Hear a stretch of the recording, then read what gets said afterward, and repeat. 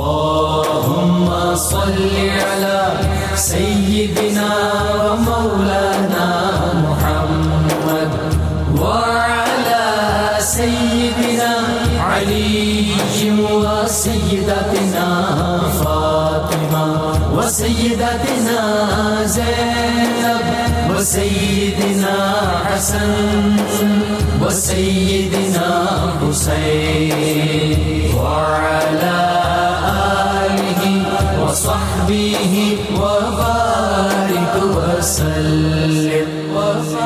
الحمدللہ رب العالمین والصلاة والسلام علی سید الانبیاء والمرسلین. اللہم صلی علی سیدنا و مولانا محمد وعلی آلہ وصحابہ وبارک وسلم وصلی علیہ. دنیا کے تمام دیکھنے والوں، تمام چاہنے والوں، تمام پیار کرنے والوں کو، اور جہاں جہاں تک اس وقت میری آواز کو سنا اور مجھے دیکھا جا رہا ہے، جنید اقبال کی جانب سے انتہائی محبت کے ساتھ السلام علیکم. ایک بار پھر ناظرین، آپ کو پر نور صبح نور کے ساتھ میں دل کی گہرائیوں سے خوش آمدید کہتا ہوں. اور آئیے بلا توقف چلتے ہیں حضرت ابو انیس محمد برکت علی علیہ رحمہ کی تالیف اسماء النبی الکریم صلی اللہ علیہ وآلہ وسلم سے رسول اللہ صلی اللہ علیہ وآلہ وسلم کا ایک اسم مبارک پڑھنے اور سننے کی سعادت حاصل کرتے ہیں. سیدنا الموعظہ صلی اللہ علیہ وآلہ وسلم ہمارے سردار سراپا نصیحت درود و سلام بھیجے اللہ آپ صلی اللہ علیہ وآلہ وسلم پر، آپ صلی اللہ علیہ وسلم کے آل پاک اور صحابہ کرام رضوان اللہ تعالیٰ علیہم اجمعین پر. حضرت ابو امامہ رضی اللہ تعالیٰ عنہ سے روایت ہے کہ حضور نبی کریم صلی اللہ علیہ وآلہ وسلم نے ارشاد فرمایا کہ اللہ تعالیٰ کو 2 قطروں اور 2 نشانوں سے زیادہ کوئی اور چیز محبوب نہیں. ایک آنسوؤں کا وہ قطرہ جو اللہ کے خوف سے گرا ہو، اور دوسرا خون کا وہ قطرہ جو اللہ کے راستے میں شہادت کے وقت گرتا ہے. اور 2 نشانوں میں سے ایک نشان یہ ہے کہ اللہ کے راستے میں جہاد کرتے ہوئے لگا، اور دوسرا جو اللہ کے فرائض میں کسی فرض کی ادائیگی کے دوران لگا ہو. ناظرین کرام، آج آپ نے ہمارے ساتھ رہنا ہے کیونکہ آج تذکرہ پاک 2 مبارک ہستیوں کا ہے. آج 2 ایسی ممتاز ہستیوں کی ناظرین بارگاہ میں انشاءاللہ ہم مل کر ہدیہ تہنیت پیش کریں گے، جن کے مبارک سینوں پر بدری صحابی ہونے کا تمغہ سجا ہوا ہے. وہ بدری صحابہ جن سے سرکار مدینہ صلی اللہ علیہ وآلہ وسلم بہت خوش تھے اور ان سے بہت محبت فرمایا کرتے تھے، جن کے بارے میں سرکار علیہ السلام نے ارشاد فرمایا کہ اللہ تعالیٰ نے بدر والوں پر خصوصی نظر فرمائی اور فرمایا کہ تم جو اعمال کرو میں تم کو بخشتا ہوں، یعنی میں نے تم کو بخش دیا. بلکہ یہ ناظرین ایسا میں کہوں تو غلط نہ ہوگا کہ ان کے سینوں پر نہ صرف بدری صحابہ ہونے کا تمغہ سجا ہوا ہے، بلکہ ساتھ ساتھ ان کے سینوں کے اوپر یا ان کے سر اقدس پر شہیدان احد کا بھی تاج سجا ہوا ہے. ناظرین، دونوں ہستیاں شہیدان احد میں بھی شامل ہیں، یعنی ایک ہستی حضرت اوس بن ثابت رضی اللہ تعالیٰ عنہ اور دوسری ہستی حضرت عبداللہ بن عمر بن حرام انصاری رضی اللہ تعالیٰ عنہ. ناظرین کرام، حضرت اوس بن ثابت رضی اللہ تعالیٰ عنہ کا معاملہ بھی بڑا ہی خوب ہے اور بڑا ہی عجیب و غریب ہے. یہاں حضور نبی کریم صلی اللہ علیہ وآلہ وسلم کی مدینہ منورہ ہجرت ہوتی ہے، اور یہاں جلوہ مصطفیٰ صلی اللہ علیہ وآلہ وسلم کے پہلے ہی آپ اسیر ہو چکے ہوتے ہیں. یہاں ان کا شمار انصار صحابہ میں ہونے لگتا ہے، اور پھر یہ شرف کیا کم ہے ناظرین کہ وہ مدینے میں اپنے گھر پر سرکار مدینہ صلی اللہ علیہ وآلہ وسلم کے داماد ذو النورین حضرت عثمان بن عفان رضی اللہ تعالی عنہ کے میزبان بنے. یہ خاندان ناظرین بڑا ہی حسین اور بڑا ہی خوبصورت خاندان ہے. میں اگر یہ کہوں تو غلط نہ ہوگا کہ یہ بنیادی طور پر فدائیوں کا خاندان ہے، یہ شیدائیوں کا خاندان ہے، یہ محبت کرنے والوں کا خاندان ہے، یہ سرکار علیہ السلام کے قدمین شریفین پر اپنا سب کچھ نچھاور کرنے والوں کا خاندان ہے کہ والد گرامی حضرت ثابت غلامی مصطفیٰ صلی اللہ علیہ وآلہ وسلم میں مکمل طور پہ ثابت قدم نظر آئیں. بھائی حضرت حسان بن ثابت رضی اللہ تعالیٰ عنہ جو دفاع مصطفیٰ اور ثناء مصطفیٰ صلی اللہ علیہ وآلہ وسلم میں ایسے ثابت قدم ہیں کہ کفار سے کہتے نظر آتے ہیں کہ بلا شبہ میرا باپ، میرے اجداد، میری عزت، ہمارا سب کچھ محمد صلی اللہ علیہ وآلہ وسلم کی عزت و ناموس کے دفاع کے لیے تمہارے خلاف ڈھال ہیں. پھر خود سرکار مدینہ صلی اللہ علیہ وآلہ وسلم ان کو یہ اعزاز عطا فرمائے کہ جب تک تم اللہ اور اس کے رسول صلی اللہ علیہ وآلہ وسلم کی طرف سے ان کا دفاع کرتے رہو گے، روح القدس یعنی جبرائیل امی تمہاری تائید کرتے رہیں گے. بلکہ اس موقع پہ ناظرین مجھے وہ پیار بھرے اشعار حضرت حسان بن ثابت رضی اللہ تعالیٰ عنہ کی یاد آتے ہیں کہ وَأَحْسَنُ مِنْكَ لم ترقت تو عینی. اچھا بات یہ ناظرین، دیکھنے والی نگاہ اپنے انداز سے دیکھتی ہے لیکن غلام کی نگاہ کچھ اور ہوتی ہے. اور کیا ہے ذرا سنیے کہ وَأَحْسَنُ مِنْكَ لم ترقت تو عینی وَأَجْمَلُ مِنْكَ لم تلد النساء خُلِقْتَ مُبَرَّأً مِنْ كُلِّ عَيْبٍ كَأَنَّكَ قَدْ خُلِقْتَ كَمَا تَشَاءُ. کہ میری آنکھ نے آپ جیسا حسین و جمیل دیکھا ہی نہیں، کیونکہ کسی ماں نے آپ جیسا حسین و جمیل جنا ہی نہیں. آپ تو ایسے پیدا کیے گئے جیسا کہ آپ خود چاہتے تھے. اور پھر ناظرین آپ کے بیٹے یعنی حضرت اوس بن ثابت رضی اللہ تعالیٰ عنہ کے صاحبزادے حضرت شداد بن اوس بن ثابت رضی اللہ تعالیٰ عنہ ہیں، جو علم میں اور حلم میں مجمع البحرین ہیں، جن کو سرکار علیہ السلام کی دعا کی صورت میں شام اور بیت المقدس کی امامت نصیب ہوئی. تو آج بنیادی طور پر ناظرین شہیدان احد میں سے پہلی شخصیت حضرت اوس بن ثابت رضی اللہ تعالیٰ عنہ ہیں، جن کی بارگاہ میں انشاءاللہ ہم ہدایے پیش کریں گے. اور ہمارے ساتھ جو شخصیات موجود ہیں یقیناً کسی تعارف کی محتاج نہیں ہیں. پہلی شخصیت آپ کے ہمارے ہم سب کے انتہائی قابل احترام ممتاز عالم دین محترم مفتی محمد شاہد مدنی صاحب.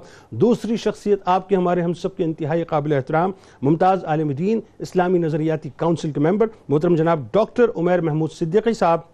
اور تیسری شخصیت آپ کے ہمارے ہم سب کے انتہائی قابل احترام ممتاز عالم دین محترم جناب مفتی محمد آصف مدنی صاحب. اور آخر میں انشاءاللہ ملک کے ممتاز شناخواں جناب محمد شفیق احمد صاحب منقبت کا نذرانہ پیش کریں گے. آپ تینوں احباب کو السلام علیکم اور خوش آمدید. آغاز کرتے ہیں مفتی صاحب آپ سے. سب سے پہلے حضرت اوس بن ثابت رضی اللہ تعالیٰ عنہ کیا فدائیوں کا گھرانہ ہے؟ ذرا بنیادی تعارف، خاندانی تعارف اور جو یہ نسبتیں ہیں سرکار علیہ السلام سے. بسم اللہ الرحمن الرحیم. هو القادر هو الحق هو المعین. بہت شکریہ. بہت خوبصورتی کے ساتھ آپ نے حضرت سیدنا اوس بن ثابت بن منذر بن حرام بن عمر بن زید منات الانصاری الخزرجی رضی اللہ تعالی عنہ کی سیرت کے چند پہلوؤں پر روشنی ڈالی. جزاک اللہ. نبی کریم علیہ افضل الصلاۃ والتسلیم کے صحابہ کرام میں باعتبار فضیلت کے اسی طرح درجات ہیں جس طرح انبیاء میں ہیں. سبحان اللہ. اور صحابہ کرام رضی اللہ تعالی عنہ میں جو بدری صحابہ کرام ہیں یہ دیگر تمام صحابہ کرام رضی اللہ تعالی عنہ پر باعتبار درجے کے فوقیت رکھتے ہیں. ایسا ہی. تو آپ کو یہ شرف حاصل ہے کہ آپ بدری صحابی بھی ہیں. آپ کو یہ شرف حاصل ہے کہ آپ شہید احد بھی ہیں. اور آپ کو یہ شرف حاصل ہے کہ آپ سابقون الاولون میں بھی شمار ہوتے ہیں. اور آپ کو یہ بھی شرف حاصل ہے کہ آپ انصاری بھی ہیں. اور یہ اتنا بڑا شرف ہے کہ نبی کریم علیہ افضل الصلاۃ والتسلیم نے انصار کے حوالے سے فرمایا کہ تمہارا خون میرا خون ہے، تمہارا گوشت میرا گوشت ہے، اور تم نے جو ہمارے ساتھ احسان کیا یہ قرض ہے میری امت پر. تو یہ تمام شرف اور یہ تمام سعادتیں آپ کو حاصل. پھر بنو نجار کا بھی ذکر ساتھ ساتھ. جی میں یہی بات عرض کرنے لگا تھا کہ اس کے ساتھ ایک عاشقانہ شرف یہ ہے کہ آپ کا تعلق ہی عشاق کے قبیلے سے ہے جنہیں بنو نجار کہا جاتا ہے. اور یہ وہ قبیلہ ہے چونکہ خزرج بنیادی طور پر آپ کا قبیلہ ہے تو آپ خزرجی کہلائے. اور خزرج والے یمن سے آ کر مدینے میں آباد ہوئے. پھر خزرج میں دو شاخیں تھیں، ایک شاخ تھی بنو نجار اور دوسری شاخ تھی بنو حارث.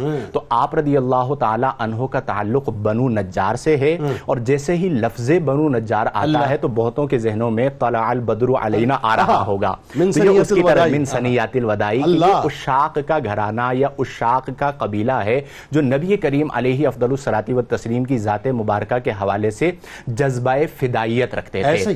عقبہ ثانیہ جسے قطع کلام کی معذرت، یہ سرکار علیہ السلام کا ننیال قبیلہ بھی بنتا ہے اور سرکار علیہ السلام کے دادا کا بھی ننیال بنتا ہے. یعنی نبی کریم علیہ افضل الصلاۃ والتسلیم کی غلامی بھی حاصل ہے اور باعتبار حضرت سیدہ آمنہ رضی اللہ تعالی عنہا کے آپ کا ننیال ہونے کا شرف بھی حاصل ہے. سرکار علیہ السلام اس قبیلے کو سب سے زیادہ فضیلت والا قبیلہ چونکہ ایک آپ جانتے ہیں نا کہ ایک نسبی تعلق ہوتا ہے. جیسے ددیال کی طرف ایک رجحان ہوتا ہے تو اسی طرح ننیال کی طرف رجحان ہوتا ہے.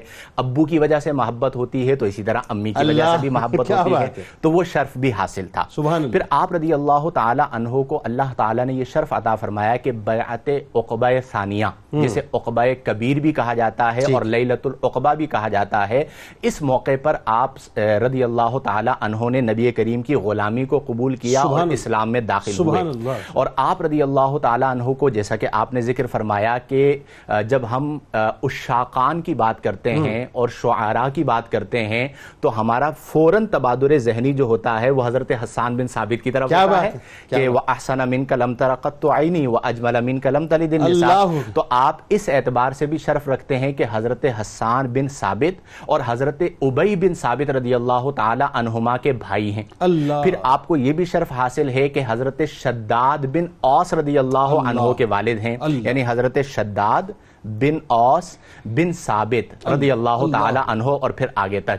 تو اس اعتبار سے قبیلہ خزرج ہونا, انصاری ہونا, پھر بنو نجار سے ہونا, تو گویا کہ ہم یہ کہہ سکتے ہیں کہ آپ کی رگوں میں وہ خون چلا آ رہا تھا جس میں جذبہ فدائیت موجود تھا اور جس میں جذبہ عشق موجود تھا. اور پھر اس کی مثالیں یوں نظر آئی کہ آپ کی پوری سیرت طیبہ کے اندر ہر موقع پر اسلام مقدم رہا. یعنی بدر میں آئے تو بدری صحابہ کے جتنے فضائل ہیں وہ آپ کو حاصل ہوئے, اور پھر بدر میں آپ نے وہ مارکے اور اس انداز میں نبی کریم علیہ افضل الصلاۃ والتسلیم کے لیے اپنی جان کو پیش کیا اور جنگ لڑی کہ جس کی مثال نہیں ملتی. اور پھر شہید احد رضی اللہ عنہ بنے. یہ کتنا بڑا شرف ہے کہ آپ رضی اللہ تعالی عنہ جام شہادت نوش کرتے ہیں, اور وہ جو وعدہ ہے کہ من المؤمنین رجال صدقوا ما عاہدوا اللہ علیہ, تو اس کی تعبیر عملی بنتے ہیں, تفسیر عملی بنتے ہیں کہ مومنین میں سے وہ مرد صدقو جنہوں نے سچ کر دکھایا ما عاہد اللہ علیہ, اس عہد کو جو انہوں نے اللہ کے ساتھ کیا تھا. تو اس کی تفسیر عملی بن کر آپ نبی کریم علیہ افضل الصلاۃ والتسلیم کے قدموں میں اپنی جان کو قربان کرتے ہیں.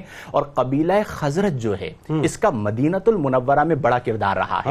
یعنی نبی کریم علیہ افضل الصلاۃ والتسلیم کو دعوت پیش کرنا کہ آقا آپ مکۃ المکرمہ سے مدینۃ المنورہ آئیں, ہم آپ کی حفاظت کریں گے, اور ایسے حفاظت کریں گے جیسے ہم اپنی عورتوں کی حفاظت کرتے ہیں, اپنے بچوں کی حفاظت کرتے ہیں, اور آپ کے قدموں میں اپنی جانوں کو قربان کریں گے. اچھا, پھر یہ سرکار علیہ السلام کے داماد حضرت عثمان بن عفان رضی اللہ تعالیٰ عنہ کے ہوسٹ بھی بنے. جی ہاں, میزبان بھی بنے, اور عقد مواخات میں پھر نبی کریم نے بھی آپ کو یہ شرف عطا فرمایا کہ جب حضرت عثمان اور حضرت رقیہ رضی اللہ تعالی عنہما مدینۃ المنورہ آئے تو آپ میزبان تھے, یہ آپ کو شرف ملا. پھر نبی کریم نے آپ کو یہ شرف عطا فرمایا کہ عقد مواخات بھی حضرت عثمان سے کیا, اور حضرت عثمان کا آپ سے محبت اور قلبی لگاؤ کا عالم یہ تھا کہ اس محبت کی وجہ سے حضرت عثمان نے اپنا گھر بھی آپ کے گھر کے سامنے تعمیر کیا. یعنی وہ جو تعلق تھا, وہ جو محبت تھی, اسے اور زیادہ مضبوطی عطا فرمائی کہ میں اپنا جو گھر بنا رہا ہوں وہ بھی تمہارے گھر کے سامنے بنا رہا ہوں. تو یہ وہ تعلق اور یہ وہ قبیلہ اور یہ وہ نسبت تھی جو آپ رضی اللہ تعالی عنہ کے بجز کسی اور کو حاصل. سبحان. اچھا, ایک اور بات جو اس میں میں غور کر رہا تھا, اور وہ بھی کیسی کمال ہے کہ حضرت حسان بن ثابت رضی اللہ تعالیٰ عنہ کم و بیش 120 برس, ایک سینچری سے اوپر اللہ نے آپ کو عمر عطا کی. آپ کے والد حضرت ثابت رضی اللہ تعالیٰ عنہ جو ہیں ان کو بھی کم و بیش جو ہے وہ 120 برس ملے. اسی طرح سے ان کے والد, اسی طرح سے ان کے والد, تو 4 نسلیں جو ہیں ان کو اللہ تعالیٰ نے 120 برس کی عمریں عطا کی. یہ بھی ایک خاص برکت اس خاندان میں تھی. بہرحال آپ کا جو قبول اسلام اور آپ کی خدمات اور خاص طور پہ آپ کی مواقعات تھوڑا سا ذکر ہوا, ذرا یہ بتائیے کہ وہ انیشل دور ہے, لیکن وہی بات ہے سرکار علیہ السلام پر سب کچھ فدا کر دیا. بسم اللہ الرحمن الرحیم. جنید بھائی, ہمارے ہاں جب صحابہ کرام رضوان اللہ تعالی علیہم اجمعین کا تذکرہ کیا جاتا ہے تو اس میں مہاجرین اور انصار دونوں میں السابقون الاولون ہیں. مہاجرین میں السابقون الاولون وہ ہیں کہ جنہوں نے حضور علیہ الصلوۃ والسلام کے دست مبارک پر ہجرت مدینہ طیبہ سے قبل بیعت فرمائی ہے. ٹھیک ہے.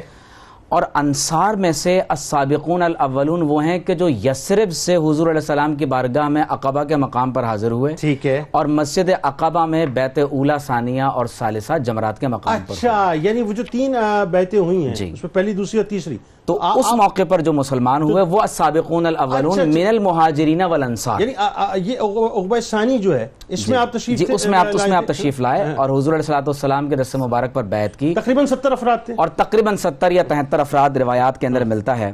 تو قرآن مجید میں ایک اور مقام پر ان کا ذکر ہوا کہ السابقون السابقون, فرمایا کہ جو سبقت لے جانے والے ہیں وہ تو سبقت لے جانے والے ہیں. اولئک المقربون فی جنات النعیم, فرمایا کہ یہ اللہ تبارک و تعالیٰ کے سب سے مقرب ترین لوگ ہیں جنہیں اللہ تبارک و تعالیٰ نے جنت نعیم عطا فرمائی ہے. آپ دیکھیے کہ انہی کے بارے میں اللہ تبارک و تعالیٰ نے وَلَا تَحْسَبَنَّ الَّذِينَ قُتِلُوا فِي سَبِيلِ اللَّهِ أَمْوَاتًا تمام شہداء احد کے بارے میں قرآن مجید کی وہ آیت مقدسہ نازل فرمائی کہ جس سے قیامت تک ہمیں شہداء احد کے اس پیغام سے یہ خبر ملتی ہے کہ جب وہ اللہ کی بارگاہ میں حاضر ہو کر کہتے ہیں کہ اے رب کریم ہم دنیا میں دوبارہ تیرے نام پر شہید ہونا چاہتے ہیں، تو اللہ تبارک و تعالی نے انہی شہداء احد کے لیے اس آیت مبارکہ کو نازل کیا۔ غزوہ بدر کے ایسے عظیم مجاہد ہیں کہ جن کے بارے میں اللہ تبارک و تعالی فرماتا ہے کہ میں نے ان پر نظر توجہ فرمائی، اور اس کے بعد فرمایا کہ اعملوا ما شئتم قد غفرت لکم۔ اور پھر سب سے عظیم بات یہ ہے کہ اوس اور خزرج یہ دو قبائل تھے جو مدینہ طیبہ میں آباد تھے، اور ان کے درمیان آپس میں جنگیں ہوتی رہتی تھی۔ حضور علیہ السلام نے اوس اور خزرج ان دونوں قبائل کے درمیان میں ایسی مواخات قائم فرمائی ہے کہ وہ پھر ہمیں قیامت تک کے لیے ایک ایسی عملی مثال ملتی ہے کہ دو بھائی ایک جسد واحد کی طرح کس طرح سے بن جاتے ہیں۔ اب آپ دیکھیے کہ جب حضرت مصعب بن عمیر رضی اللہ تعالی عنہ مکہ مکرمہ سے ہجرت کر کے مدینہ طیبہ گئے اور 73 افراد کو دوبارہ بیعت عقبہ ثانیہ کے موقع پر اپنے ساتھ لے کر آئے، تو حدیث شریف میں آتا ہے کہ ان میں سے خزرج کے لوگوں میں سے حضرت اوس بن ثابت رضی اللہ تعالی عنہ کی ذات اقدس بھی ہے۔ اب آپ ذرا ملاحظہ کیجئے کہ بیعت کس بات پر کر رہے ہیں حضرت اوس بن ثابت رضی اللہ تعالی عنہ۔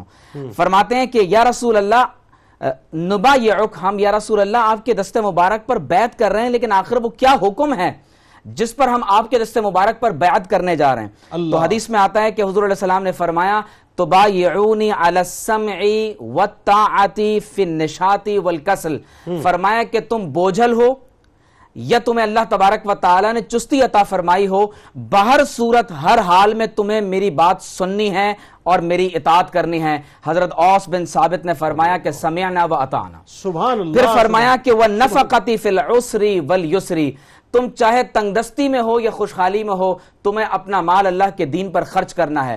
فرمایا کہ یا رسول اللہ لبیک، ہم آپ کی خدمت میں حاضر ہیں۔ سبحان اللہ۔ فرمایا علی الامر بالمعروف والنہی عن المنکر، تم نیکی کا حکم دو گے اور برائی سے منع کرو گے۔ وان تقولوا فی اللہ لا تخافوا فی اللہ لومۃ لائم، تم اللہ تبارک و تعالی کے حق کو بیان کرتے رہو گے اور کسی ملامت کرنے والے کی ملامت سے کبھی نہ ڈرو گے۔ اور پھر فرمایا کہ وعلی ان تنصرونی فتمنعونی اذا قدمت علیکم مما تمنعون منہ انفسکم وازواجکم وابناءکم ولکم الجنہ، فرمایا جیسے تم اپنے بچوں کا، اپنی بیویوں کا، اپنی جانوں کا دفاع کرتے ہو، تم اسی طرح میرا دفاع کرو گے اور اس کے عوض اللہ تمہیں جنت عطا فرمائے گا۔ یہ وہ تمام شرائط ہیں جس کی بنیاد پر خزرج کے لوگوں نے آ کر یثرب سے بیعت کی ہے، اور ان میں سے ایک حضرت اوس بن ثابت رضی اللہ تعالیٰ عنہ۔ اور میں ایک بات آپ کو یہ بتاؤں کہ حضرت اوس بن ثابت کے بیٹے ہیں حضرت شداد بن اوس، اور ان کے صاحبزادے ہیں حضرت یالا بن شداد بن اوس۔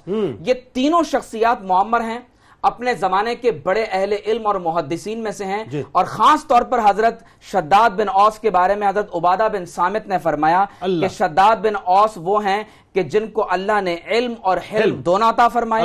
اور حضرت ابو دردہ فرماتے ہیں کہ ان اللہ عز وجل یؤتی الرجل العلم ولا یؤتیہ الحلم، اللہ تعالیٰ کسی بندے کو علم دیتا ہے لیکن بردباری نہیں دیتا، کسی کو بردباری دیتا ہے لیکن اسے علم نہیں دیتا۔ اور اللہ تبارک و تعالیٰ نے حضرت شداد کا مقام یہ بنایا ہے کہ انہیں علم بھی عطا کیا گیا اور انہیں حکمت بھی عطا کی گئی۔ اور میں یہ سمجھتا ہوں کہ حضرت اوس بن ثابت کی نسلوں میں حضرت حسان بن ثابت کا فیض بھی ہے، حضرت عثمان بن عفان کا فیض بھی ہے، اور اس کے ساتھ اوس اور خزرج کا فیض بھی ہے، اور سب سے بڑھ کر یہ کہ ان کے دادا جان اور ان کی نسل میں جو اصل شخصیت ہیں حضرت اوس بن ثابت رضی اللہ تعالی عنہ، ان کا وہ بدر اور احد کا فیض بھی شامل ہے جو قیامت تک ان کی نسلوں کو سرا۔ اچھا ایک اور بات جو اس میں بس دو تین جملے پھر بات آگے بڑھاتے ہیں، کہ ایک تو یہ کہ آپ یہ دیکھیے کہ یہ فیض کیسا فیض، کہ آج میں یہ سوچ رہا تھا کہ چونکہ تذکرہ پاک آپ کا ہے اور حضرت شداد بن اوس کا بھی تذکرہ پاک ساتھ ساتھ آ گیا رضی اللہ تعالیٰ عنہ، سرکار علیہ السلام کی دعا، شام کی امامت ملی، بیت المقدس کی امامت ملی، مسجد اقصیٰ کی امامت ملی، اور آج جو آپ آرام فرمائیں وہ مسجد اقصیٰ کے ہی سائے میں حضرت شداد بن اوس۔ بالکل ایسا ہی ہے، اور تقریباً 75 برس کی عمر میں آپ کا انتقال ہوا۔ ہاں اللہ اکبر۔ شہادت پہ دو جملے حضرت، اور سب سے بڑھ کر یہ کہ آپ نے بالخصوص غزوہ احد میں حضور علیہ الصلوۃ والسلام کی خدمت اقدس میں حاضر ہو کر جو وعدہ کیا تھا جنید بھائی عقبہ کے مقام پر کہ یا رسول اللہ اپنی جان، اپنا مال، اپنی عزت، اپنی آبرو، اپنے بچے، اپنی بیویاں، سب کچھ آپ کے نام پر قربان کر دیں گے، حضرت اوس بن ثابت رضی اللہ تعالی عنہ نے میدان احد میں اپنی جان کا نذرانہ پیش کر کے کئی زخم کھائے، اور یاد رکھ لیں کہ یہ انہی شہداء میں سے ہیں کہ جو لوگ حضور علیہ السلام کے ارد گرد ڈھال بن کر کھڑے ہو گئے، اور جنہوں نے آپ علیہ السلام سے وہ وعدہ پورا کر دیا کہ جب حضور اعلان فرما رہے ہیں کہ من یبیع لنا نفسہ، کہ آج احد کے دن کون ہے جو مجھ پر اپنی جان کو قربان کر دے، تو ان میں سے وہ جلیل القدر صحابہ جو حضور کے سامنے اپنی ڈھال بن کر اپنے جسم کی ڈھال بنا دی، ان میں سے ایک حضرت اوس بن ثابت رضی اللہ تعالیٰ عنہ ہیں۔ اور یقیناً اس میں خزرج کے لوگوں کے لیے، بنو نجار کے لوگوں کے لیے ایک بہت بڑے فخر کی بات ہے کہ جن لوگوں نے حضور کے نام پر اپنی جان احد کے دن فدا کی ہے، ان میں سے ایک عظیم نام حضرت اوس بن ثابت رضی اللہ تعالیٰ عنہ کا ہے۔ بالکل ٹھیک مفتی صاحب، آپ کی شہادت کے بعد سورہ نساء کی آیت نمبر 7 جس میں ظاہر ہے وراثت کا حکم نازل ہوا، اس آیت کا شان نزول جو ہے براہ راست اس کا تعلق آپ کے ساتھ، ذرا اس حوالے سے بتائیے کہ یہ کیا معاملہ تھا۔ اعوذ باللہ من الشیطان الرجیم، بسم اللہ الرحمن الرحیم۔ یہ واقعہ کچھ اس طرح سے ہے کہ جب آپ کی شہادت ہوئی تو آپ کے چچا کے بیٹوں نے آپ کے چھوڑے ہوئے طریقے پر اس کو اپنے قبضے میں لے لیا، یہ کہتے ہوئے کہ وراثت اور طریقے کا حقدار تو وہی ہوگا کہ جو جنگ میں حصہ لے سکے یا کچھ کما کر لا سکے۔ اچھا، تو اس لیے عورتوں کو اس میں سے کوئی حصہ نہیں ملے گا، اور چونکہ آپ کے بچے بھی چھوٹے تھے لہٰذا اس وجہ سے ان کو حصہ نہیں دیا گیا۔ تو آپ کی زوجہ محترمہ حضور علیہ الصلوۃ والسلام کی بارگاہ اقدس میں حاضر ہوئیں، انہوں نے یہ معاملہ ذکر کیا کہ اوس کے چچازاد بھائی جو ہیں، ان کے بھتیجے جو ہیں، وہ مجھے اس مال وراثت سے حصہ نہیں دے رہے ہیں۔ تو اللہ تعالیٰ نے یہ آیت مبارکہ نازل فرمائی کہ للرجال نصیب مما ترک الوالدان والاقربون، کہ مردوں کے لیے حصہ ہے اس مال میں جو چھوڑ جائیں والدین یا قریبی رشتہ دار، وللنساء نصیب مما ترک الوالدان والاقربون، اور عورتوں کے لیے بھی حصہ ہے اس میں جو قریبی رشتہ دار یا والدین چھوڑ جائیں، مما قل منہ او کثر، چاہے وہ چھوڑا ہوا مال تھوڑا ہو یا زیادہ ہو۔ اس میں جب بھی اس کی تفسیر بیان کی جاتی رہے گی تو شان نزول کے طور پر حضرت اوس بن ثابت کا ذکر ضرور کیا جاتا رہے گا۔ اور اس میں جو اللہ تعالیٰ نے کمال جو اسلوب اختیار فرمایا کہ بالکل برابری کی طرز پر، عموماً ہم وراثت کے احکام میں دیکھتے ہیں کہ خواتین کو بالکل پیچھے کر دیا جاتا، تو اللہ تعالیٰ نے عبارت بھی بالکل ویسی ہی ذکر فرمائی جیسی مردوں کے لیے ذکر فرمائی، صرف للرجال کا لفظ ہٹا دیا اور فرمایا وللنساء نصیب مما ترک الوالدان والاقربون۔ اللہ تعالیٰ نے اسلوب بھی وہی اختیار فرمایا، اور رحمت دو عالم صلی اللہ علیہ وسلم نے ارشاد فرمایا کہ من فر میراث وارثہ، کہ جو شخص کسی وارث کو اس کی میراث دینے سے بھاگے، قطع اللہ میراثہ من الجنت یوم القیامہ، تو اللہ تعالیٰ قیامت کے دن جنت سے اس کی وراثت کو منقطع فرما دے گا۔ لہٰذا اس پر توجہ کرنی چاہیے کہ یہ حقوق العباد کا معاملہ ہے، اور اللہ تعالیٰ نے صراحت اور وضاحت کے ساتھ وراثت کے احکام کو اور اس کے حصوں کو بیان فرما دیا ہے۔ اور اس میں سب سے مقدم جو ترتیب ذکر کی گئی ہے اس میں سب سے پہلے ذوی الفروض آتے ہیں، اور ذوی الفروض وہ افراد ہوتے ہیں 12 افراد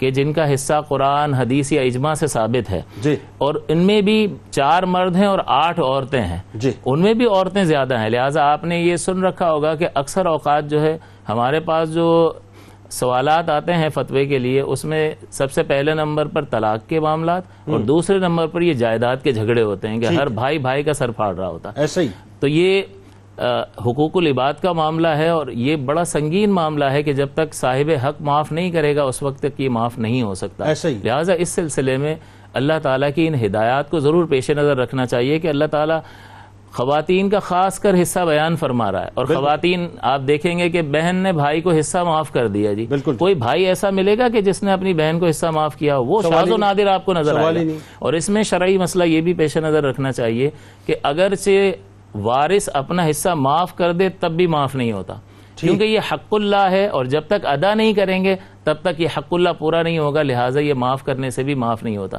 دوسرا یہ کہ اس میں کسی طرح کا بھی تصرف جائز نہیں ہوتا ہے کہ اگر مورث کا انتقال ہو گیا تو بڑا بھائی جو ہے وہ چودھری بن کر قابض ہو جائے گا اور اگلے دن دکان بھی کھول لے گا اور سارے تصرفات کرنے لگے گا دیگر ورثاء کی اجازت کے بغیر۔ تو فقہا نے اسے منع فرمایا، ناجائز لکھا، اور یہ فرمایا کہ وہ نفع نقصان کا خود ذمہ دار ہوگا۔ تو یہ آیت مقدسہ آپ کی وجہ سے نازل، ویسے تو اللہ تعالیٰ کا ارادہ ازلی ہے کہ کب کس آیت کو اتارنا ہے، یہ تو فیصلے ہو چکے، لیکن اللہ تبارک و تعالیٰ جن نفوس قدسیہ کو بطور وسیلہ مقرر فرمائے، یقینی سی بات ہے کہ یہ ان کی عظمت اور شان پر یعنی وراثت کے حوالے سے جب بھی بات ہوتی رہے گی حضرت ان کو یاد کیا جاتا رہے گا، اللہ تعالیٰ عنہ کا تذکرہ پاک ضرور ہوتا رہے گا۔ آخر میں ظاہر ہے ان کی ہستی کے ہم کیا ہدیہ تہنیت پیش کریں گے، لیکن دو جملے میں چاہتا ہوں آپ بھی ذرا اپنے عشق کے بیان کیجئے کہ ایک تو یہ کہ آپ اصحاب بدر میں بھی شامل ہیں اور شہیدان احد میں بھی شامل ہیں۔ جی اصل میں یہی ہے کہ ایمان ایک قلبی کیفیت کا نام ہے، اور ایمان کہتے ہیں کہ تصدیق بما جاء بہ النبی صلی اللہ علیہ وسلم، کہ اس بات کی تصدیق کرنا جو رحمت دو عالم صلی اللہ علیہ وسلم اللہ کی طرف سے لے کر آئے۔ یہ قلبی کیفیت کا نام ہے۔ اس کا اظہار کیسے ہوگا؟ اس کا اظہار عمل کے ذریعے سے ہوگا، اور ان لوگوں نے اعلیٰ درجے پر اپنے ایمان کی تصدیق اپنے عمل کے ذریعے سے کر کے دکھائی کہ سب سے قیمتی چیز انسان کے پاس جان ہوتی ہے، وہ جان بھی سپرد کر دی اور اپنی جان جو ہے حضور کے فرمان پر قربان کر دی۔ اس سے بڑھ کر اور کیا جو ہے وفاداری کا ثبوت دیا جا سکتا ہے؟ یعنی وہی بات ہے نا کہ نماز اچھی، حج اچھا، روزہ اچھا، زکوٰۃ اچھی، مگر باوجود اس کے میں مسلمان ہو نہیں سکتا نہ جب تک کٹ مروں میں خواجہ بطحا کی حرمت پر، خدا شاہد ہے کامل میرا ایمان ہو نہیں سکتا۔ ناظرین کرام، اصحاب بدر میں شامل ہونے کے بعد کیا اور رہ گیا تھا کہ جن کی فضیلت ہی فضیلت دوسری، یعنی انڈورز جنتی ہیں، اور فضائل کیسے کہ بس ان کو تمام انسانوں میں مسلمانوں میں ممتاز کر دیا، لیکن اس کے باوجود بھی میدان احد میں آپ نے شہادت کو اختیار کیا۔ یہ جب غلام کا تذکرہ ہے تو سرکار علیہ السلام پر درود پاک کا نذرانہ بھیجتے ہیں، اور انشاءاللہ جب لوٹیں گے تو ایک اور انتہائی مطہر، پاک اور ممتاز ہستی جو کہ حضرت عبداللہ بن عمر بن حرام انصاری رضی اللہ تعالیٰ عنہ کے نام سے پکاری جاتی ہیں، انشاءاللہ ان کا تذکرہ پاک کریں گے۔ درود پاک۔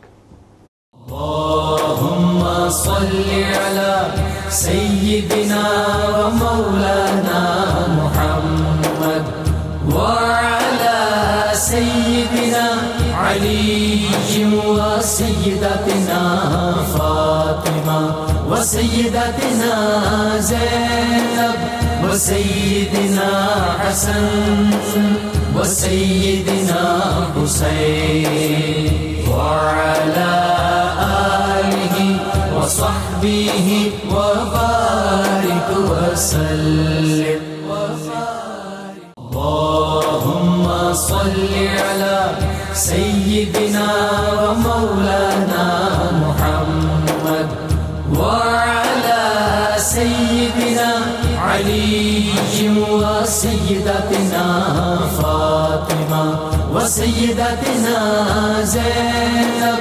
وسيدنا حسن وسيدنا حسين وعلى آله وصحبه وبارك وسلم۔ ایک بار پھر ناظرین میں آپ کو خوش آمدید کہتا ہوں، اور تذکرہ پاک ہے شہیدان احد کا، جن میں حضرت اوس بن ثابت رضی اللہ تعالیٰ عنہ کا تذکرہ پاک ہوا، جو شہیدان احد میں ناظرین معمر ترین صحابی تھے۔ اور اب ہم جا رہے ہیں اس بارگاہ میں جس بارگاہ کو دنیا حضرت عبداللہ بن عمر حرام انصاری رضی اللہ تعالیٰ عنہ کے نام سے جانتی ہے۔ ناظرین یہ وہ پاک ہستی ہیں جن کو اللہ تعالیٰ نے یہ بلند مقام عطا کیا کہ آپ کو بھی اصحاب بدر میں چنا گیا، یعنی آپ کے سینے مبارک پہ بھی اصحاب بدر کا وہ جو تمغہ ہے ناظرین وہ سجا ہوا تھا، اور آپ شہیدان احد کے عظیم مرتبے پر فائز ہوئے، اور والد ہیں آپ ناظرین اس ہستی کے۔ اب دیکھیں کیسی کمال بات ہے، میں جو تذکرہ کرنے جا رہا ہوں ناظرین اس کو ذرا توجہ سے سنیے گا کہ آپ اس ہستی کے والد ہیں جن کو طویل عمری کی دعا سرکار مدینہ صلی اللہ علیہ وآلہ وسلم نے خود دی تھی، اور جن کے مقام و مرتبے کو 1932 میں، یہ کوئی بہت پرانی بات نہیں کر رہا ناظرین، میں پچھلی سینچری کی، پچھلی صدی کی بات کر رہا ہوں کہ 1932 میں بادشاہ شاہ فیصل کے دور میں دجلہ کے کنارے سے قبر کی منتقلی کے موقع پر پوری دنیا نے دیکھا تھا ناظرین، یعنی حضرت حذیفہ رضی اللہ تعالیٰ عنہ اور حضرت جابر بن عبداللہ انصاری رضی اللہ تعالیٰ عنہ جو آپ کے صاحبزادے تھے ناظرین، پوری دنیا نے دیکھا کہ آپ کا مقام اور مرتبہ کیا ہے۔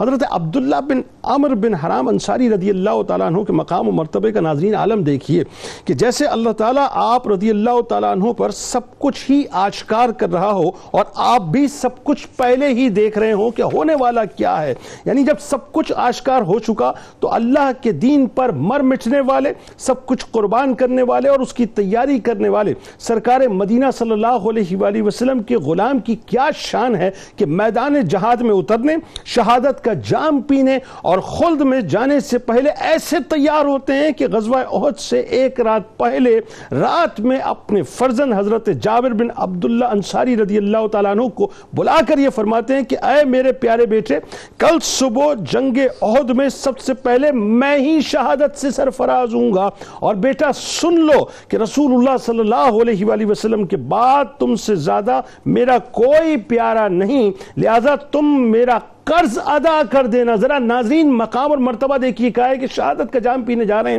لیکن فکر ہے اس حق کی جو ادا کرنا ہے، اور فرماتے ہیں کہ اپنی بہنوں کے ساتھ سلوک ایسا کرنا، یہ میری آخری وصیت ہے کہ بہترین سلوک کرنا۔ حضرت جابر بن عبداللہ انصاری رضی اللہ تعالیٰ عنہ کا بیان ہے کہ واقعی صبح کو میدان جنگ میں سب سے پہلے میرے والد عبداللہ بن عمر بن حرام رضی اللہ تعالیٰ عنہ شہید ہوئے۔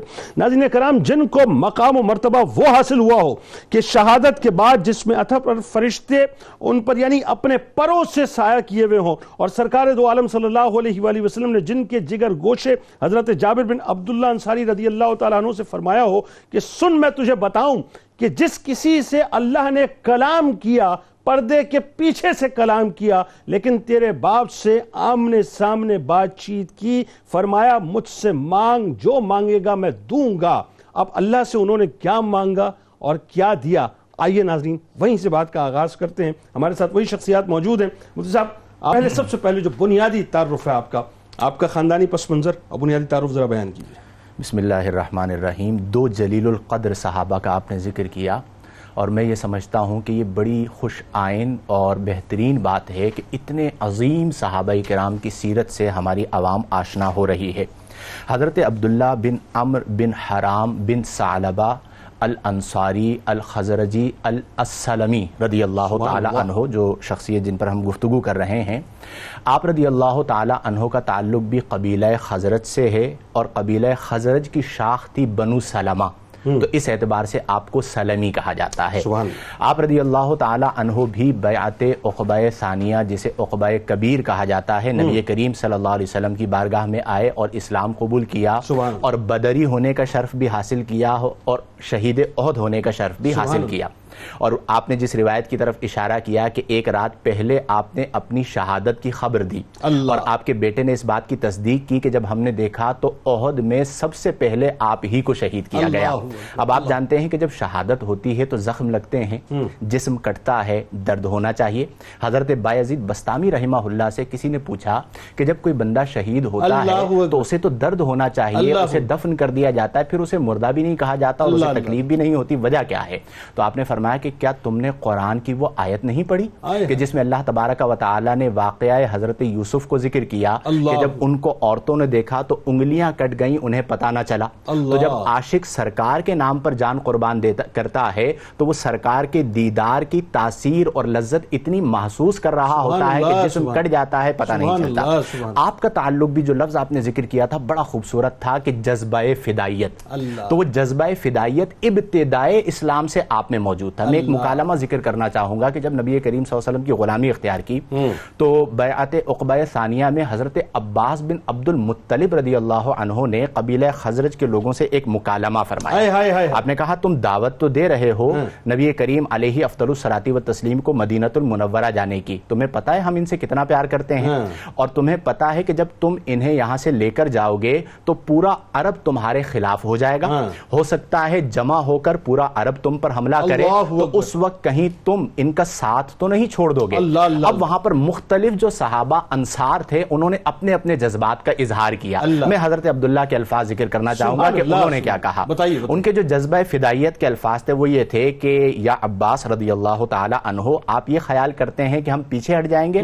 واللہ نبی کریم علیہ افضل الصلاۃ والتسلیم کے دفاع میں سب سے پہلے ہم تیروں سے لڑیں گے، اور جب تیروں سے لڑتے لڑتے ہمارے تیر ختم ہو جائیں گے تو ہم نیزوں سے لڑیں گے، اور نیزوں سے لڑتے لڑتے جب ہمارے نیزے ٹوٹ جائیں گے تو ہم تلواروں سے لڑیں گے، اور خون کے آخری قطرے تک اور اپنی آخری سانس تک ہم نبی کریم علیہ افضل الصلاۃ والتسلیم کا دفاع کرتے رہیں گے۔ یہ وہ جذبات تھے جن کا اظہار انہوں نے کیا، اور اس کی تفسیر عملی میدان عہد میں کر کے دکھائی کہ میں اپنا خون سرکار کے قدموں پر قربان کر رہا ہوں. جیسا کہ ابھی آپ نے ذکر کیا حضرت جابر بن عبداللہ رضی اللہ عنہ. اب دیکھیں کتنی عظیم شان ہے کہ والد ہیں حضرت دعائے رسول. حضرت عبداللہ رضی اللہ عنہ کی شان یہ ہے کہ جب آپ نے جام شہادت نوش کیا تو 6 ماہ بعد جب قبر کشائی ہوئی تو جسم مبارک سالم تھا. اور حضرت جابر خود اس بات کو بیان کرتے ہیں, انہی نے قبر کشائی کی کہ جب میں نے اپنے والد محترم کو دیکھا تو جہاں پر چہرے پر زخم تھا وہیں پر ہاتھ رکھا تھا, اور جب میں نے اس ہاتھ کو ہٹایا تو وہاں سے خون رواں ہو گیا, میں نے پھر ہاتھ وہاں پہ رکھ دیا. وہ 2 صحابی ایک ہی قبر میں تھے, ایک ہی قبر میں تھے, اسی لیے قبر کشائی کی تھی. ایک موقع یہ ہوا. پھر حضرت امیر المؤمنین حضرت عبداللہ رضی اللہ تعالی عنہ کے حوالے ہی سے دوسرا واقعہ ہوا. امیر معاویہ رضی اللہ تعالی عنہ کے دور خلافت میں پھر قبر کشائی ہوئی اور جس میں مبارک سالم تھا. اور پھر جس واقعے کی طرف 41 برس کے بعد کم و بیش, اور جس واقعے کی طرف آپ نے اشارہ کیا کہ جو برزخ کا شرف اللہ نے باپ کو عطا کیا تھا وہی شرف بیٹے کو عطا کیا, کہ بعض اوقات برزخ کے معاملات کو اللہ تعالیٰ ظاہر فرما دیتا ہے کہ ہمارا ایمان اور مضبوط ہو, کہ جو اللہ کے نام پر جان دیتے ہیں, دین کی خدمت کرتے ہیں, مرنے کے بعد زمین میلی نہیں ہوتی, زمن میلا نہیں ہوتا, محمد کے غلاموں کا کفن میلا نہیں ہوتا. اس کی مثال حضرت جابر بن عبداللہ رضی اللہ عنہ کی سیرت میں بھی نظر آئی کہ صدیاں بیتنے کے بعد, یہ تو آپ نے پچھلی صدی کی بات کی 1932, اور میں کمال آپ کو بات بتاؤں, یہ تو آن دا ریکارڈ ہے نا, مطلب اس کو تو کوئی جھٹلا سکتا ہی نہیں بھائی. بہت سی باتیں ایسی ہوتی ہیں جو لوگ کہتے ہیں ما فوق العقل کرتے ہیں صاحب آپ لوگ, یہ تو 1400 برس پہلے کی بات ہے. چلے جی آج کی بات کر لیتے ہیں. یہ تو ایکسٹینشن اپنے والد کی ہے نا, حضرت جابر بن عبداللہ انصاری رضی اللہ تعالیٰ عنہ کہ یعنی آنکھیں آپ کی جو ہیں وہ چشمان مبارک آپ کی کھلی ہوئی تھی. لوگ کہتے ہیں کہ ایسا تھا کہ جیسے نور نکل رہا تھا جس کو دیکھ کے آنکھیں خیرہ ہو جاتی تھی. اور ایک بہت بڑے مجمع نے اس کا دیدار کیا اور اس کے ایویڈنس بھی موجود ہے. بالکل اس بات کی دلیل ہے کہ جو سرکار کے نام پر جان قربان کرتے ہیں اللہ تعالیٰ انہیں حیات جاودانی عطا کرتا ہے. بالکل ٹھیک ہے. اچھا جی مفتی صاحب, ذرا آپ کی شہادت اور اللہ کی طرف سے جو آپ کو انعام عطا ہوئے اس پہ ذرا کلام فرمائیے. بسم اللہ الرحمن الرحیم. حضرت عبداللہ بن عمر بن حرام رضی اللہ تعالیٰ عنہ کے حوالے سے میں ایک بات یہ بھی اس میں اضافہ کرتا چلوں کہ جب آپ نے عقبہ کے مقام پر حضور علیہ الصلوۃ والسلام کے دست مبارک پر بیعت کی ہے تو خزرج کے جو لوگ حضور علیہ السلام کی خدمت میں حاضر ہوئے ان میں سے 12 افراد کو حضور علیہ السلام نے خصوصی طور پر منتخب فرمایا اور اسی لیے انہیں نقیب کہا جاتا ہے. اور یاد رکھیے کہ یہ دراصل حضرت موسیٰ اور حضرت سیدنا مسیح علیہ السلام کی سنت بھی ہے. اللہ تبارک و تعالیٰ نے موسیٰ علیہ السلام کے بھی 12 نقیب بنائے تھے. جی جی حضرت مسیح علیہ السلام کے لیے بھی 12 نقیب مقرر فرمائے جو آپ کے 12 حواری کہلاتے ہیں. اور حدیث شریف میں آتا ہے کہ آپ صلی اللہ علیہ وسلم نے فرمایا کہ فَأَخْرِجُوا مِنْهُمْ 12 نقیبہ, فرمایا کہ ان میں سے 12 لوگوں کو نقیب بنایا جائے, میرا ان کو نائب بنا دیا جائے کہ جو اپنی قوم میں میری طرف سے جا کر باقاعدہ گفتگو کیا کریں گے. یعنی 12 ساتھی سرکار کے 12 ساتھی. فرمایا کہ 9 من الخزرج, ان میں سے 9 وہ ہیں جو خزرج کے ہوں گے, اور خود حضور علیہ السلام نے نام لیا ہے. ان میں سے ایک نام لیا ہے وہ عبداللہ ابن عمرو ابن حرام, اور پھر ارشاد فرمایا ہے کہ اے میرے نقبا, حضور نے ان کو اپنا نقبہ فرمایا, فرمایا کہ انتم علی قومکم بما فیہم کفلا, فرمایا کہ تم اپنی قوم کی طرف سے کفیل بنا دیے گئے ہو, اور وَأَنَا کفیل علی قومی, اور قیامت کے دن اور دنیا میں بھی میں اپنی قوم کا کفیل ہوں, اور تمہارے لیے میری مثال ایسی ہی ہے کہ جیسے حضرت عیسیٰ علیہ السلام کے 12 حواری ہوا کرتے تھے. تو گویا کہ یہ حضور علیہ السلام کے ان 12 صحابہ میں سے ہیں کہ جن کو خصوصی طور پر 9 افراد کو خزرج میں سے اپنی قوم کی کفالت کے لیے حضور کی خلافت میں قبول کیا گیا. پھر آپ دیکھیے کہ جب آپ کی شہادت ہوئی ہے تو آپ کی شہادت کا جو خاص واقعہ ہے غزوہ احد کے حوالے سے وہ یہ ہے کہ حضرت سیدنا جابر بن عبداللہ رضی اللہ تعالی عنہ اس بات کو خود روایت فرماتے ہیں کہ میرے والد ماجد کو احد کے دن جب شہید کیا گیا ہے فجیت الیہ وقد مثل بہ, میں جب آپ کی خدمت میں حاضر ہوا تو آپ کا مسئلہ کیا جا چکا تھا. تو آپ فرماتے ہیں کہ آپ کے چہرے مبارک پر چادر ڈھانکی ہوئی تھی, فجعلت ابکی, اور میں وہاں پر کھڑے ہو کر رونے لگا. میری قوم نے مجھے منع کیا لیکن حضور علیہ الصلوۃ والسلام نے فرمایا کہ ان کو یہاں رونے سے منع نہ کرو. اور حدیث شریف میں آتا ہے کہ جب آپ زار و قطار رونے لگے تو حضور علیہ الصلوۃ والسلام کی حدیث کے الفاظ ہیں کہ ما زالت الملائکۃ الملائکۃ تظلہ باجنحتہا حتی رفعتموہ، فرمایا کہ ان کے جنازے کو تم نے ابھی اٹھایا نہیں ہے کہ تمام تر فرشتوں نے ان کے جسد مبارک کو اپنے پروں سے ڈھانپ لیا۔ اچھا ان کی پھپھی وہاں پہ مطلب جو ہے جی وہ گریہ وزاری فرما رہی تھیں، اور حدیث شریف میں آتا ہے کہ حضور علیہ السلام نے ان کو اس وقت دیکھا اور فرمایا کہ مالی اراک منکسرا، اے جابر کیا ہوا کہ میں تمہیں ٹوٹا ہوا شکستہ دیکھتا ہوں؟ تو آپ نے عرض کی یا رسول اللہ میرے والد کا انتقال ہو گیا، آپ نے پیچھے اپنے اہل و عیال کو چھوڑا ہے، آپ کے اوپر قرض ہے، اور یاد رکھیے وہ جو حدیث ابھی آپ نے پڑھی کہ آپ نے شہادت سے قبل ایک رات قبل اپنے بیٹے کو بتایا کہ میں شہید ہو جاؤں گا، میرا قرض ادا کر دینا۔ سبب کیا ہے؟ حضور علیہ السلام نے فرمایا کہ شہید کو جنت میں جانے سے صرف ایک بات روک لیتی ہے اور وہ قرض ہے۔ اب آپ اندازہ کیجئے کہ صحابی رسول ہیں لیکن عمل حضور علیہ السلام کے فرمان پر ایسا ہو رہا ہے کہ احد میں شہید ہونے سے قبل اپنے بیٹے کو قرض ادا کرنے کی وصیت فرما رہے ہیں۔ تو حدیث میں آتا ہے کہ حضور علیہ السلام نے فرمایا کہ تم اپنے والد کے لیے پریشان ہوتے ہو، کیا میں تمہیں اس بات کی خبر نہ دوں کہ ما کلم اللہ احدا قط الا من وراء الحجاب، اللہ نے جس کسی سے کلام کیا ہے اب ایک پردے اور حجاب کے پیچھے سے کلام فرمایا ہے، فرمایا کہ لیکن جب تمہارے والد سے اللہ نے کلام فرمایا تو بلا حجاب کلام فرمایا، اور فرمایا کہ یا عبدی سلنی اعطک، مجھ سے سوال کرو میں تمہیں عطا کروں گا۔ تو انہوں نے کیا سوال کیا؟ فرمایا کہ اے رب کریم مجھے دنیا میں دوبارہ لوٹا دے، فاقتل فیک ثانیہ، میں تیرے رستے میں دوبارہ شہید کر دیا جاؤں۔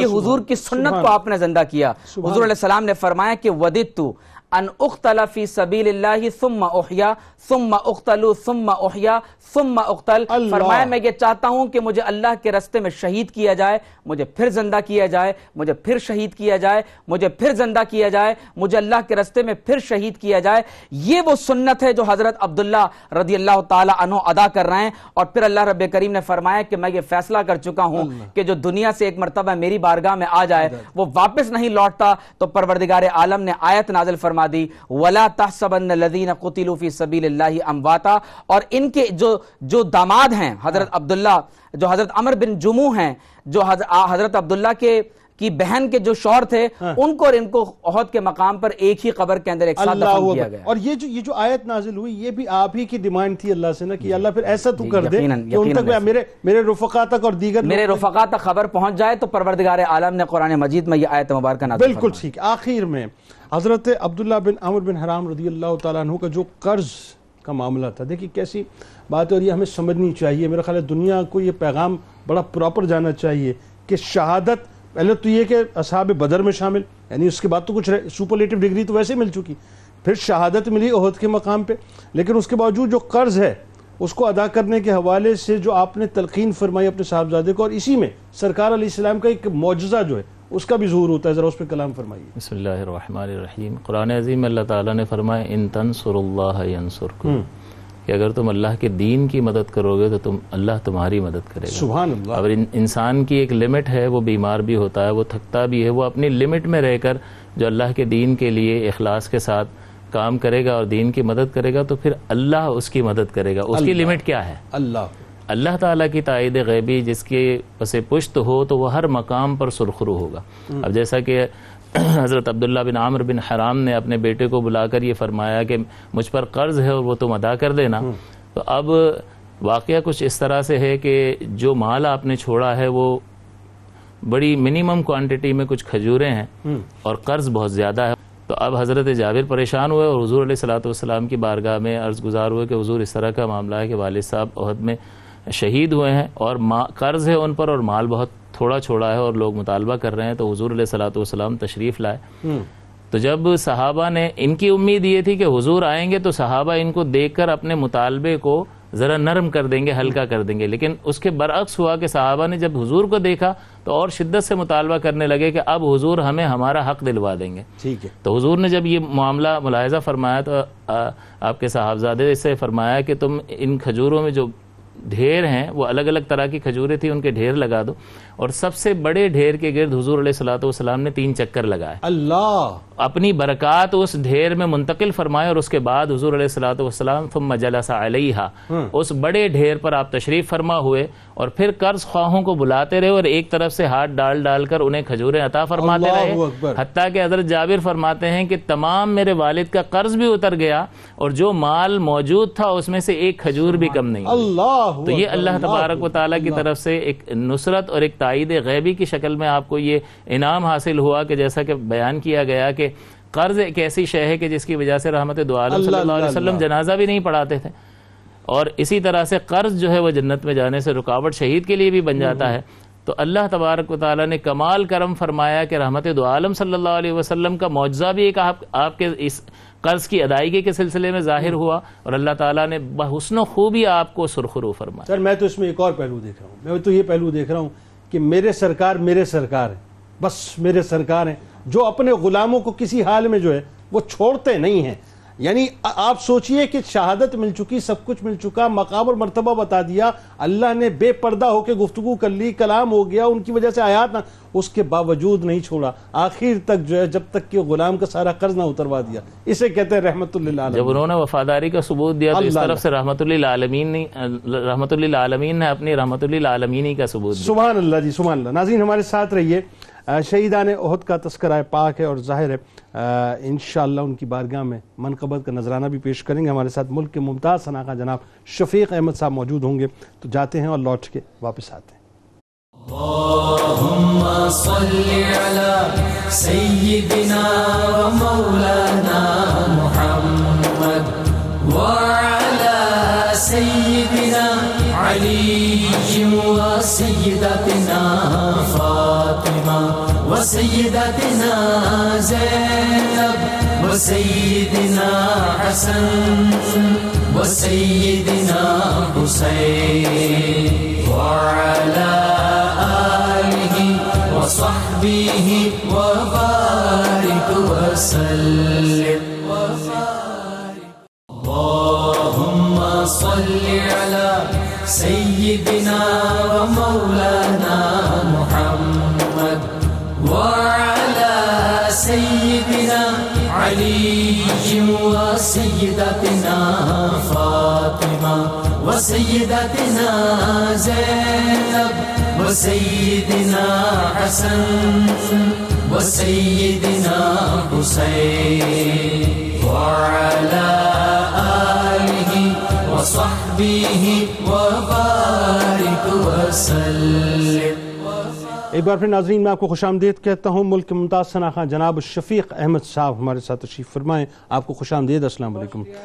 آخر میں انشاءاللہ ناظرین ان سے منقبت کا نذرانہ سنیں گے۔ بس بات یہ ہے کہ یہ جو محبتیں ہیں نا ناظرین، یہ جو عشق ہے، یہ جو اللہ اور اس کے رسول صلی اللہ علیہ وآلہ وسلم کے نام پر اپنی جان کو فدا کرنے کا تصور ہے، اللہ کرے کہ یہ سوچ ہم میں پیدا ہو جائے ناظرین، امت مسلمہ میں پیدا ہو جائے، اس انداز سے پیدا ہو جائے جس انداز سے پیدا ہونے کی ضرورت ہے۔